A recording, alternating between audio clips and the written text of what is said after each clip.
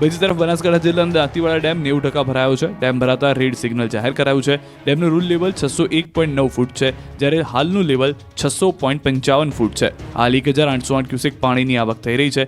જો કે પાણી છોડવામાં નથી આવી રહ્યું, પરંતુ બનાસ નદી કાંઠા તથા નીચાણવાળા વિસ્તારના નાગરિકોને તકેદારી રાખવા તાકીદ કરી છે. બનાસકાંઠાના નડાબેટ રણમાં થઈ છે રેલમ જેલ, અગરિયાઓને કરોડોનો ફટકો.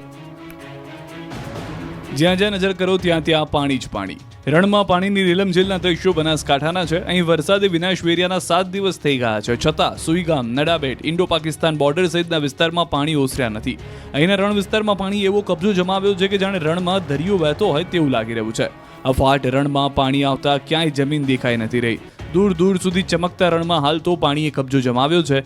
એટલું જ નહીં, નાનું અને મોટું રણ દરિયામાં ફેરવાઈ જતા હજારો અગરિયાઓનું રોજગારી છીનવાઈ ગઈ છે. જ્યાં મીઠું પકાવવામાં આવતું હતું ત્યાં નાના ફાર્મ અને કંપનીઓના યુનિટ્સ ગળાડૂબ પાણી ભરાતા મીઠાના ઉદ્યોગને કરોડો રૂપિયાનો ફટકો પડ્યો છે. મીઠાનું ઉત્પાદન ઘટી શકે છે. આ તરફ બનાસકાંઠાના માડકા ગામમાં લોકોને રડાવી રહ્યું છે પાણી. 6-7 દાડાથી પાણી આનું આ લગાતાર ચાલુ જ છે. એક 2015માં આવ્યું, 2017માં આવ્યું, 2019માં આવ્યું, 2025માં આવ્યું. આવું પાણી કાયમી આઈડિયો આવે છે. અત્યારે હાલમાં એટલી હેરાનગતિ છે ને, આ ડાલો લઈને બહાર દોરાતું નથી. 8 દિવસથી ગામમાંથી પાણી નહીં ઓસરતા લોકોને હવે રડવાનો વારો આવ્યો છે. બનાસકાંઠાના ઘણા ગામો જળબંબાકાર છે. બનાસકાંઠામાં ગત શનિવારે મેઘતાંડવની અસર હજુ પણ 8 દિવસે જોવા મળી રહી છે.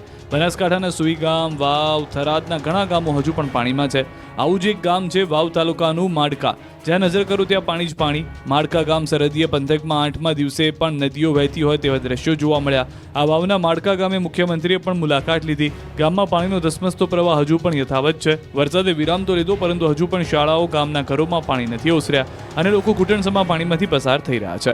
આ વિસ્તારમાં વર્ષ 2015, 17 અને 25માં પણ પાણીનો પ્રવાહ જોવા મળ્યો.